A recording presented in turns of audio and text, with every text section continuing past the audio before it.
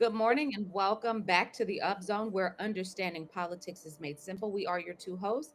I am Tisha S. Waddell, former City Council representative for the 3rd District in the city of Fayetteville, North Carolina, and Mr. Elmer Floyd, former House of North Carolina representative for the 43rd District in the state of North Carolina.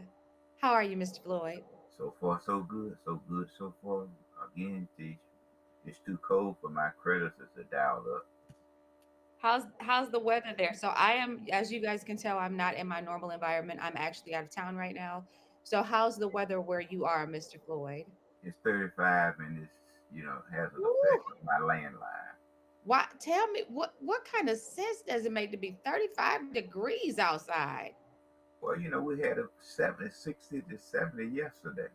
That's what I this is the part I don't understand, Floyd. That is Mm. exactly the part that I don't understand. And I know we go through it every year where you have these variations in temperature. But man, when I tell you like this that kind of weather where you just feel like somebody is bound to end up with some kind of don't feel good because this weather is all over the place. But Tish, you got to look at it, Tish, and you quote each time we close our program with a biblical comment. But man, when I tell you Wait a like minute, Floyd. I'm trying to Uh, this that kind of weather where you just feel like it's it's we got to you, fix this. Okay, go ahead. no, Go I ahead. mean, we have no control over it. We just get up and prepare ourselves to exit. Right. Nothing that we could do, and that's one thing the man has absolutely no control over. None whatsoever. None at all. And all we can do is just like you said, get up and prepare ourselves for the day and for the weather. What I do each morning when among some other things, I check the weather and see Hmm. what's the highest temperature is going to be that day, and then I prepare myself to exit. Yeah. So And I'll say this because I think it's so important to make mention of this. We are so blessed, Mr. Floyd, because we are in a position where we are not freezing to death. yes, And there are a lot of people, I hope that we will really be thoughtful of the people who are not as fortunate as we are and who are experiencing this weather in a way where they are unsheltered. Some of them are not properly adequately clothed. So let's just be very prayerful and very thoughtful. And while we can't fix everything for everybody, at least stop and give thanks for the small blessing of a coat or a good pair of shoes or you know when I wake up in the morning and I feel that heat blow out of those vents, I just feel compelled to say, Lord, I thank you because so many people don't have that. it's so true. Yeah, So Mr. Floyd, you got any other announcements? But I before we announce this big new venture that you got going on at WIDU. no, other than there's a lot of conversation that's been going on, in our community.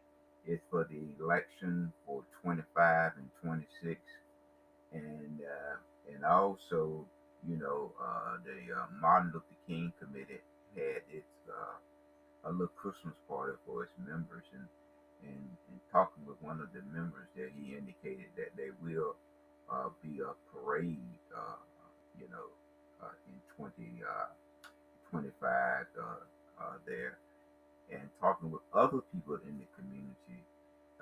They are concerned about the visible progress that is being made. They don't see, you know, that kind of progress in the park with, I think it's about two or three, going on 4 years funding, and there's very little visible uh, progress made there. And then there's a lot of talk about how the political field is going to may look in 25 and 26. As as an example, we had Giver Bay that mentioned that he is going to run for commissioner. Charles Evans indicated that he is going to run for commissioner. Bloomfield also had that Keith who had resigned, who did not seek re-election for the Cumberland County Board of Commissioners. Is going to, may enter to the race as an at-large. And Mario indicate, what rumor mill is that he may seek the mayor of the city of Fayetteville. So there's a lot of discussion and preparation going. It's prepared, and even former commission, former council person, uh, Larry Wright, rumor mill is that he may run for the county board of commissioners. So there's a lot of discussion going on, but I would say to a person, if you're not prepared to invest some of your own money to start your race, you might want to just look at it and look at it and look at it. If you're not willing to put in some of your own money to jumpstart your campaign. Okay. So And this podcast or program that you all are doing on WIDU, it's going to be you and who? it's at this point, we have Troy Williams, Commissioner Evans, and last week we had uh, now this year we had Brinkley that uh, used to play for former basketball player with Duke. Mentioned that yesterday that he had left school 34 years ago. you know, but that's Hmm. amazing. And seeing him playing for Duke and then sitting across, uh, uh, from him. But it's an educational program. They're similar to what we are doing there. So it was we did it yesterday, and they're trying to do it every Wednesday. Got a Okay. lot of comments. The And what same time? as we do in our program. A lot of Say comments. that again. Same as we do in our program. We got a lot of comments, just like we get a lot of comments on our program. Is that wherein people just don't understand the complexity of politics. They only get sound bites from certain individuals who uh, feed them sound bites, and when we really look at what are they doing and what is transpired from their sound bites. Absolutely. So, Mr. Floyd, what time can people tune in and find that, But catch you guys' it's conversation? on Wednesday from 7:30 to 9, Okay.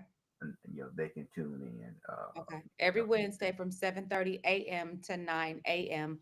on WIDU. Tune in and catch Mr. Brinkley, Mr. Floyd, and Charles Commissioner Evans Evans, and Troy Williams talking politics on WIDU. Mr. Floyd, my prayer is that you all will be wildly successful, that you all will overtake and overrun all of the space and capacity that you have to have this conversation, and that they'll help me retire from being able to have these conversations. well, it's a long time, Chief. It's a long time because we get. I mean, different people have different viewpoints about uh, uh, politics, and what we're trying to do on our program that is it's to educate people so they can get an understanding, and just don't look at the sound bites without getting a different understanding and a different opinion to formulate their ideas and their thoughts Absolutely. about what is taking place in their community. You know, Absolutely. as an example, it's just like one is about just looked at this. I think it said that you can get up to $750,000 small business loan, and those type things. That people need to get an opportunity, and then a lot teach that you have to look at. Individuals are not, when we look at the printed and when we look at the visual, a lot of that is not geared towards our community understanding what is taking place. So, Mr. Floyd, we do have a lot going on in our community right now. In fact, we saw recently the announcement of two very prominent figures indicating that they are preparing to retire. One of them absolutely surprised me. One of them, I think, was something that I figured probably would be coming shortly, but still leaves me leaves me a bit saddened because I really like this person in their position. But we saw the announcement. Now let's step back in time to when Superintendent Marvin Connolly was initially selected to lead the Cumberland County school systems. That came with a lot of that political conversation that surrounded him coming in. There were people on the board who really wanted him and people on the board who really didn't. And even when it came time to renew his contract, there was a lot of controversy, even around the conversations regarding his renewal of contract.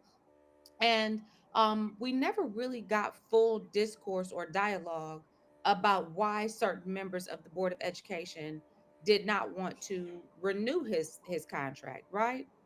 But see, that's when we look at those kinds of positions, the life expectancy of those positions is 5 to 7 years. The life expectancy of those positions, because of the stress level, is that they normally stay 5 to 7 years and they move on. But like in this particular case, even you know, once I arrived at 30 years with the city of Fayetteville, I knew it was time for me to exit. And a lot of people look at, you know, and they're still young and they still have their health. Is that why continue to stress when I'm already at retirement age? So many people say it's time to go. Time for me Right. to spend time with my family, where then I can get on the plane without having a seat assistance, if you understand what I mean. Is that I'm able to walk from terminal to terminal or from gate to gate, uh, you know, when I can enjoy the remaining time that I have here. So a lot of people are doing that now. They retire much younger.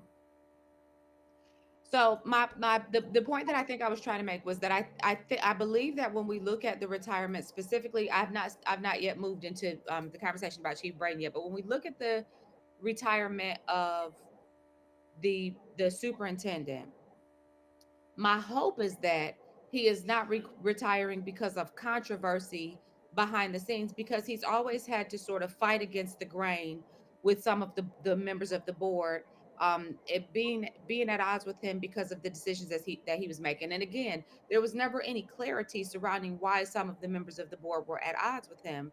So I hope that that's not the reason that he's retiring. I hope it is exactly what you say, in that he wants to go and enjoy Huh? his life before it's more difficult to do so. Now, See, in the we got to look at it, T. Anytime you dealing with people, you are going to have your ups and you're going to have your downs. Because you're not going to have 100%. You have to look at it from your standpoint of view. How much am I willing to receive? Okay, and once you get to a certain point, you know, why continue? Why I think continue? we also And see you reach certain goals that you've already set out to do. I think we also see with the Cumberland County Board of Education and other school boards across not only the state of North Carolina, but the nation, that the demand on the schools is so much different than what we saw 10, 15, 20 years ago. And to your credit, the workload is so much more dynamically difficult, because just like how we've been talking the last couple of weeks about the bus driver scenario, there are shortages in the classroom. Mr. Floyd, I did not know until this week right here that there are positions called travel teachers, and that travel teachers operate very similarly to what we know about travel nurses, and that they're very well paid, and that they exist because of the shortages of teachers. So I think when we look at the board of education and we look at the level of work that goes into these school boards, I'm not surprised that the shelf life of a superintendent would be 5 to 7 years. I would be surprised if it didn't start to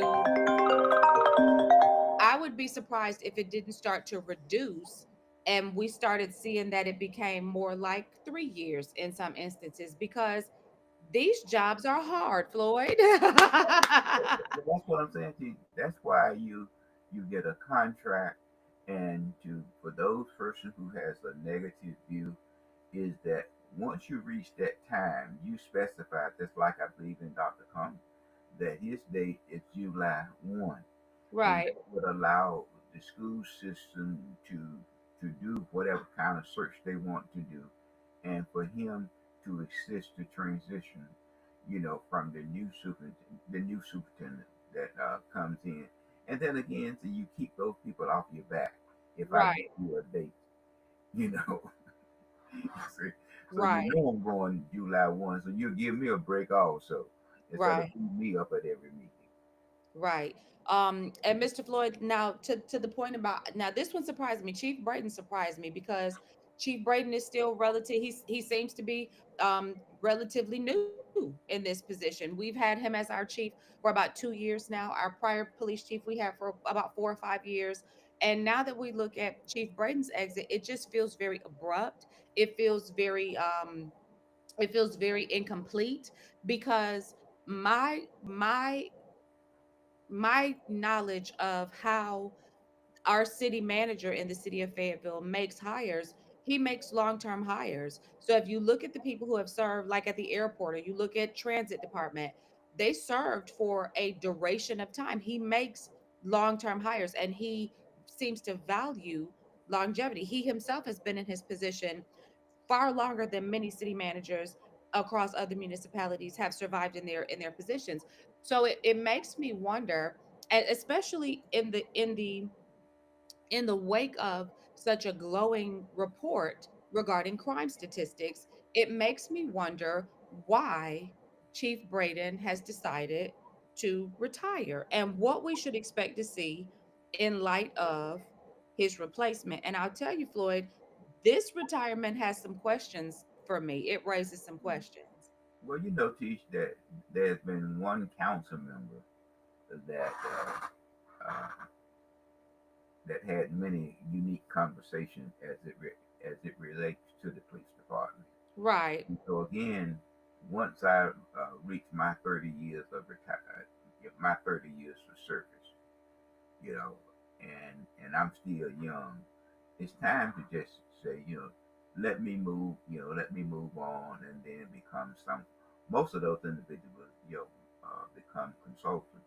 But if Hmm. you look at Chief Hawkins, her time was 5 years with the city of Fayetteville. So that's what I'm saying. And if you just fast Well, and it's forward, my understanding that she has gone on to continue a very successful career in law enforcement, serving in yeah, another capacity. yeah, but again, in that capacity as the chief or as the superintendent, you look at 5 years, and if you look at the police chief in Raleigh, who have reached her retirement, I think she's been there 3 years or less. So you have to look at the dynamics, and those jobs, Chief, are not easy now. Right. You're dealing with so many, like you're dealing with the Police Benevolent Association, you're dealing with driving while black, uh, you're looking at the crime You're statistics. dealing with your oftentimes, and we're seeing this. So when I say this, it's not just an underhanded dig. It's a matter of, it's a statement of fact. You're dealing with underhanded and corrupt council members and mayors and city managers, because we see just in the state of North Carolina, look at how many city managers have been removed from their positions in the last 6 to 8 months. It's unreal how many people are leaving their positions without any explanation, without any additional information. And then as the information unfolds, we are learning and finding that these people there's contention, or there's corruption, or there's mismanagement, and all of these things are happening, and now it's just starting to come out. But you got to look at it. A wise person do not condemn. They just exit, as we do in our church now. It may not be in your church. When we get ready to leave the sanctuary, we hold the hand up in the air and tip out. And I would offer that a person that is strategizing to continue in an element does not condemn. But I would say, because I honor the gifts that God placed in me and believe myself to be very wise. And when I left, I condemned heavily. But I think that condemnation is a part of the strategy of what your exit is. And I think that when you see people exit and you see them exit quietly, that is an indicator that that they are probably going to go on and serve in another capacity. We saw it with Mhm. Senator Devier. He never really had anything very negative to say. He told his story, but he didn't have anything really abrasive or harsh or pointed to say, other than to be very honest about his experience with how the governor behaved. But even in that, it was still very I'm gonna use this word because it's a TikTok trend, but it was still very demure in how he handled it. He was still very political in how he handled it. But we see that he has gone on to continue to have a political career. Now, I think it was different when we saw the exit of our police chief, because she did leave quietly, but she sent a loud message back. Yeah, she left, Teach, but I think what was the $200,000? I don't remember the exact number, but it wasn't chump change. I don't remember the exact number. And to me, that substantiated that we had a problem going on that needed to be addressed, that has not still apparently been addressed, because I would have expected for Chief Braden to have been there for 4 or 5 years, not to be there, 2 years.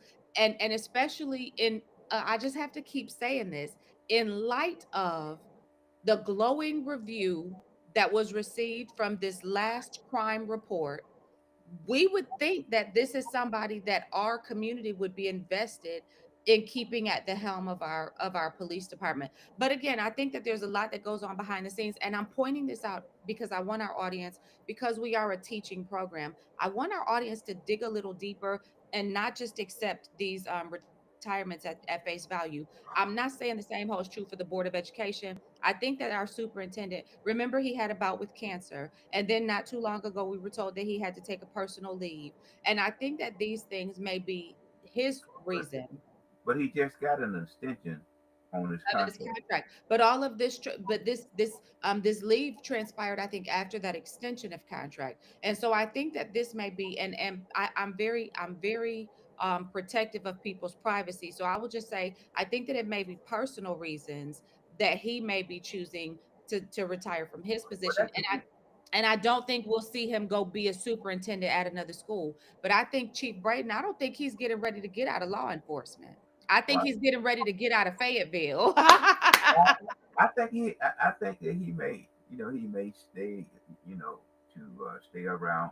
We had another chief now that lives in Charlotte. I forgot his name, Chief. That lives in Charlotte now. That is a consultant, and you see his name pop up from time to time there. So when you look at five years of stress, Chief, that's a lot. Even you serving on the council and dealing with difficult people, who's saying that, what are you doing? Well, then what's the difference between a person who recognizes that the stress of the position, I'm going somewhere with this, that the stress of the position would predicate the need for change, and the person like a DJ here who just sits in his seat for decades and does not exit? What's the difference between those types of personalities? Is Because I DJ like you. I like you. Okay. If I like you, you don't have to worry about it. You can sit there from Genesis to Revelation. You don't have to do anything. You don't have to create no animosity. You just sit there and speak after everyone else has and just spoken. do what I told you to do? So I'm gonna go back to this Chiefs retirement. I believe, and I can't prove this. This is my own idea. This is my alleged. I believe that the chief of police is probably experiencing some crap behind the scenes that we're not privy to, and that he's saying, "Y'all can have this. I don't have to do this. But I still have a viable skill.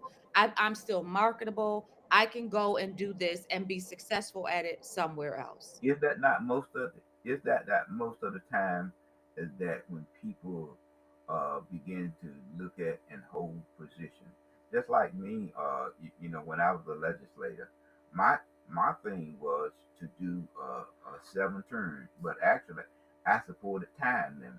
So after I did that, I was leaving anyway. So it really did, because dealing with difficult people and trying to get them to understand that you're poor, and I'm trying to help you bring some money back, and you'll fight me with every stitch of your energy. You And I'm know what trying the issue here's I agree with you. I agree with you. I think the only thing that gives me pause when we're having conversations of resignations or retirements at this level that are abrupt and unexpected, I think as citizens in this community, we should want to know what is happening behind the scenes with our elected, where our police department is concerned, what is happening with our police department. These are all things that affect our quality of life. So there should be more transparency and more communication in regards to those things. Now, it may just be that Chief Braden wants to go sit on the beach somewhere and drink Mai Tais. I don't know. but I think again, see, he is young, and when you look at the superintendent, I think he mentioned that he has 11 grandkids. And he wants to go and enjoy his life. And I Yeah, get that. But I think Chief Braden is going to go and enjoy his career somewhere else. And that's what gives me pause. Because when you have somebody who is seemingly doing a good job, your community should be invested in keeping that maintaining that capital in the community. But Mr. that's Floyd, why you just exit and then do just like what you mentioned, is keep your option open. and I wonder if we will hear if how our prior chief sent a message back to the community through a lawsuit. I wonder if we will hear a message being sent from Chief Braden back to the community. One can only wait and see, right? Yeah, Now, you may I mention wish it. him the best, and I wish Dr. Connor the best. Absolutely. And I'll say this, I really like both of them. I liked Gina. Gina was an awesome chief to me. Chief Hawkins was an awesome chief to me. Kimberly Braden, awesome chief to me. I've liked both of them. I've not found the same fault that many people who over criticize these individuals have found with them. I love me some Marvin Connolly. When he went out on leave, I was able to text with his wife and just kind of check on him a little bit. These are people that I have a And, personal regard for. and believe it or not, Chief, if you have them on speed dial, they're not like many individuals that I've seen in position uh, that it it would take a 24-hour police security guard to get them to return a call. Yeah, yeah, Okay, so that the security guard stand there and wait for Tish Waddell to come home yeah, and yeah. say, "Would you return Mary Jane call?" Right, right. But they do respond to you, and that's Absolutely. what helped me to see what type person that you are. That you don't give a person a number just to give the number Give them and the knowing that number. you're not going to respond. Absolutely. And to your point, and I'm not going to say any names, but to your point, I recently was able to do that, make a phone call and say, "Hey, I'd love to see you," and was able to see somebody who I hadn't seen in a very long time and without a whole lot of pomp and circumstance. And just, people that want to be accessed are accessible. People And that many want to of them be will, accessed are yeah, accessible. and many of them will give you their phone number, and I call them that's their getaway scheme Yeah. because Call me, and they not gonna answer. yeah, Yeah. that this person is going to be honest and very personal. Yeah. He's going to return your call, Yeah. but you make numerous calls, but you won't see him or her again until the election. Yeah, the new Oh, I thing never. now, what look, the new thing now is people connect with you on they're like, well, give me your LinkedIn, which I love, by the way. Like link, it's so easy. These young people, they do the Instagram. It's so easy for us older people. I don't think young people can do this, but us older people, you can connect with us on one of these applications, and we don't ever have to talk to you again. So that's the new ghosting. That's how we ghost you now. Connect with me on LinkedIn, and then you never hear from them. Because I remember this one guy in business told me to connect with him on LinkedIn. I ain't heard from him yet, so I know the game. You know, I, Tish, as we move on to Yeah, another area, I know people have called, text you, and you text them back, or they have called you, and you call them back, and you see them out in the public. And you know what they say to you, Tish? I meant to call you back. Oh, I didn't get it. I didn't get your message. Yeah, I didn't get your message. Yeah, pull up But your I phone. just Yes, text. you Now did. you just text me. Yeah, I just text you back. Within moments later. yeah. So I'm so I'm not looking for your number. Yeah. I'm responding to the number that you called and text me on. Absolutely. Absolutely. But it's Mr. okay. It's good. It's good. It's an illusion. It's all an illusion. Mr. Floyd, you said something earlier in the podcast. I want to go back to it. We were talking about the possibility of some members returning back to office. And so you were talking to me about it is I like how you say this is rumorville. I want to delineate that I've not heard this directly from this person, so I'm just basing it off of what I've been hearing. Mr. Floyd, you said that it's possible that Jimmy Keefe wants to run for. Jimmy Keefe is the county commissioner who was the Republican county commissioner who very audaciously stepped down from his position and not stepped down, but decided not to run again. Both he and Michael Booth, and indicated that, like they said, if you're not gonna work with the Republicans, if we not gonna be able to get opportunity to do anything, there's no reason for us to stay on this board. You brought to my attention that they actually got a lot done and were very effective, and we can see that if we just go look at the courthouse and the demolition that's taking place. The question that I have for you is, was the step down a part of a step up? Because one Well, of them stepped that two of them stepped down. One of their seats has now been occupied by a Republican, Pavan Patel, and one of them is now saying, I'm gonna run, potentially saying, I'm gonna run for an at-large position. So are we getting ready to see the Cumberland County Board of Commissions become a predominantly Republican board right under the Democrats' nose in Cumberland County, Mr. Floyd? well, Tish, that we are a blue county, and there are With a a hundred whole lot counties. of red voters. Yes, yes, yes. So if if we continue to sleep at the wheel and continue to disrespect our voters, and many of our voters, you know, sometime, as I mentioned to you earlier in the program, when they leave the church, they hold the hand up. Right. Is that they may not come to the poll, and if that trend sets in, then it's gonna be hard for the Democrat to maintain this stronghold. They got to do more energizing their Democrats legislature. have a every time you say this, I'm going to rebut with this. Democrats have a messaging problem. Democrats think everybody is gay, transgender, or very to the left, and they do not understand that there are a lot of very conservative people who wear the moniker Democrat who will not vote for all of those initiatives. And if those continue to remain at the forefront of what Democrats poise and position as their top issues, you guys are going to keep losing. What Tisha, I say to you, and that was one of the things that many persons have said, is that the party has moved too far to the left, Right. and that has hurt, you know, our party. And my thing that I've always said to people, you cannot run a California offense in the southern belt. What's It's interesting, even now, in light of what we've seen in the last 3 months, is that a California offense may not much longer work even in California. Well, we saw that too. Yeah, in the last election, Right. it just didn't work too good because what the cynical about it is that out in California, they were surprised to see how that section of the state turned red. Right.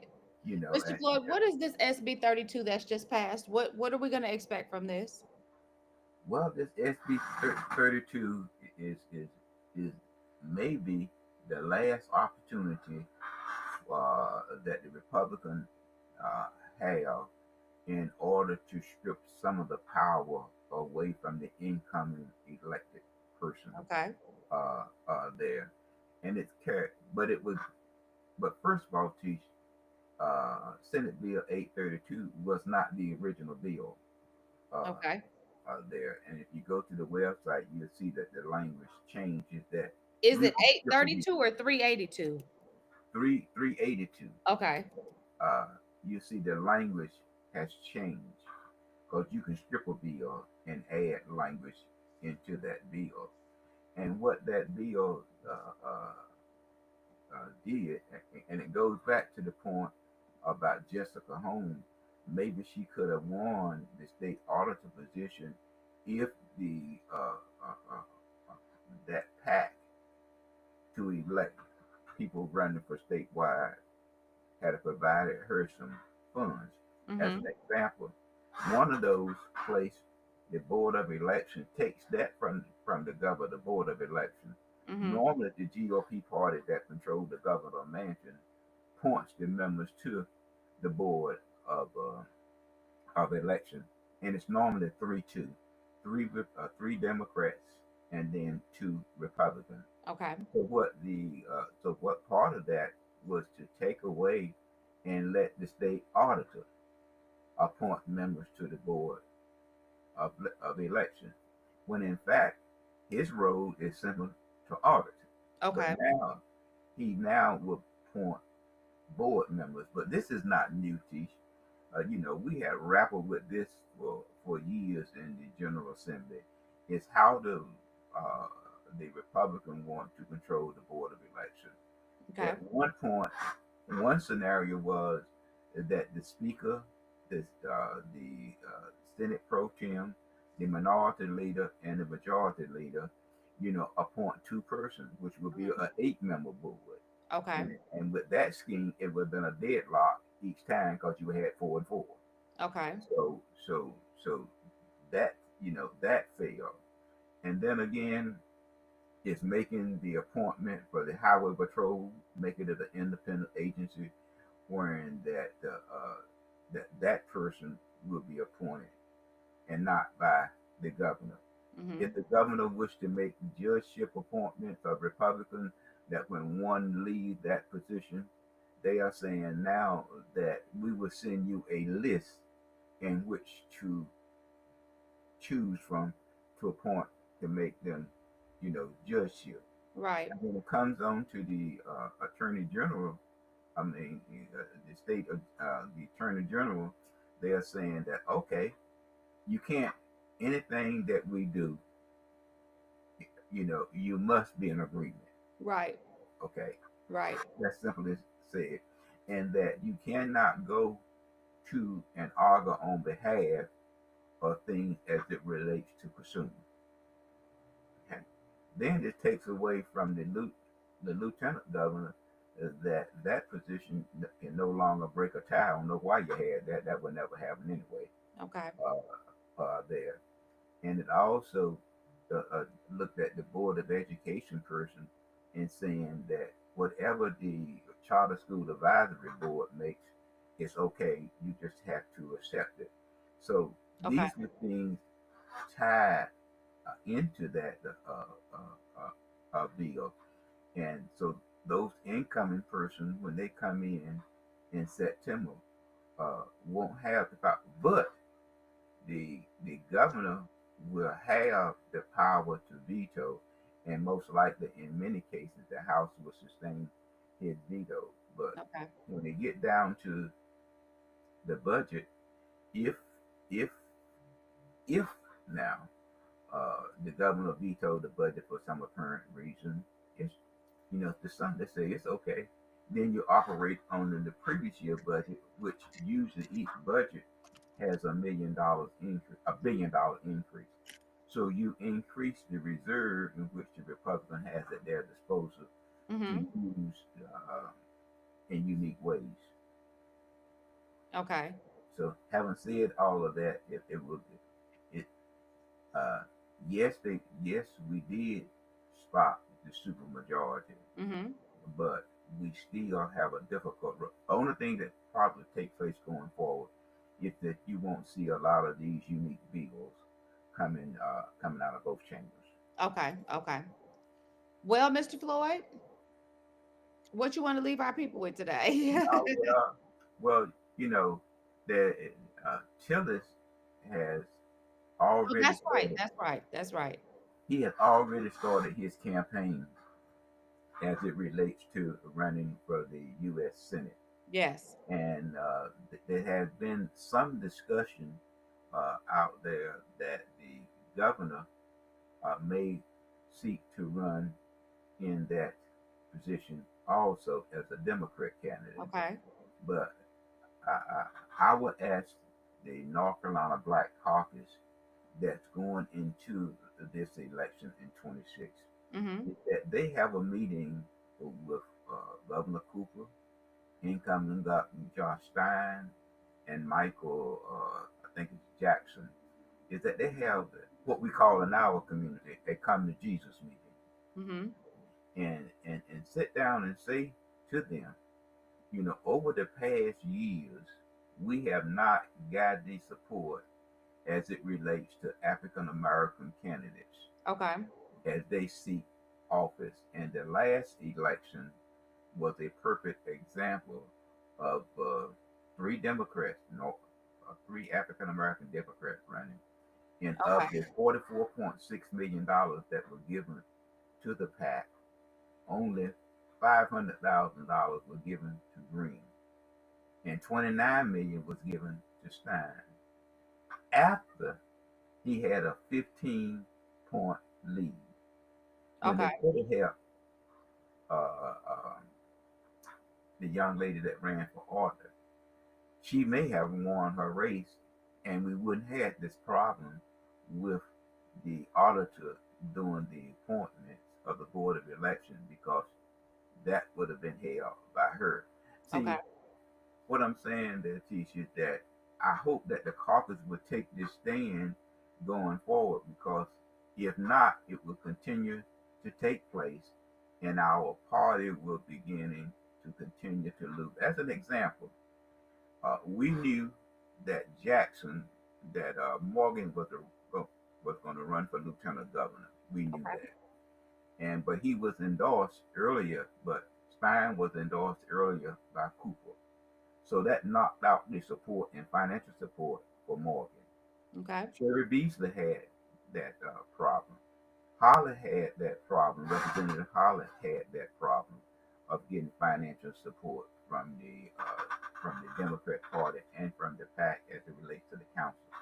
So what I'm saying there is that I hope that the Black Caucus would have this conversation, and not only this conversation, Chief, that the Black Caucus would sit down and have an agenda that they would convey to the public that elected them that this is what we want to see out of this incoming session. If not, Okay. it will be business as usual. Okay. Okay. Well, what you like I said, what you want to leave our people with? Is that the same thing that Hawkins out of Durham County? He sent a text message that asked us for Senate Bill 382 is to go to the General Assembly website and call your representative and ask them to support the governor's veto. So I'm asking those persons as I leave today that they go to the General Assembly website and talk with the African American Black Caucus members to ask them to get up off there and have this meeting to have this future discussion that if we want to move North Carolina forward and if we want to gain seats in the House and in the Senate, that we need to quit looking at how we like the individual and look at whether or not that person is in a competitive district that they can receive financial support. All right. And on that note, Mr. Floyd, I just want to tell people that so the word of the day for me has been obey. And I went into my phone and out of obedience to the Lord, and I removed all of the games out of my phone because they're time wasters. So I want to tell our people to find out what the thing is that that's standing in between you and what you're trying to get done, and move it out your way. You know, we were told constantly as believers throughout the Bible not to practice idolatry, not to put anything before the Lord our God. And I don't know what God most of our listeners serve, but I'll tell you, I serve the God of Abraham, Isaac, and Jacob. And in me serving that God, I'm recognizing more and more that anything that I esteem over him is an idol and needs to be removed. So I just want to tell everybody in obedience today, figure out what you serve. If you serve this government, serve it well. If you serve, and I don't think you should serve this government, but if you serve the government, serve it well. If you serve Satan, serve him well. If you serve the Lord God Almighty, serve him well. If you serve yourself, serve you well. But figure out what you serve. Serve that thing well and stop being double minded, because we want to know where you stand and we want to know what you're about. And especially any elected officials that may be watching this, let us know what you serve. If you're serving your own agenda, let us know that. If you're self-serving, tell us that. If you're serving your pockets, tell us that. Whatever you are serving, serve it and serve it well and let us know. Stop trying to hide what you serve. Let Tell us what you about. That's it. And that's all I want to leave our people with. Mr. Floyd, I do ask though that the people like, share, subscribe, and follow. Tell a friend to tell a friend. Tune in to see Mr. Floyd and his other host on WIDU on Wednesdays at 7:30 a.m. to 9 p.m. And just, Now, 7:30 a.m. to 9 a.m. Yeah, y'all not gonna be there all day. no, no, no. Thank you for that correction, sir. And as we approach a new calendar year, I want to tell everybody, close your business out right. Close it out right. Close out the stuff you need to close out correctly so that you can enter into this new calendar year with less weight than you're leaving this one with. I love you all, and it is my hope that we will see you next week on our next episode. And Mr. Floyd, that's all I got. So I'm gonna play this outro, and we're gonna get up out of here.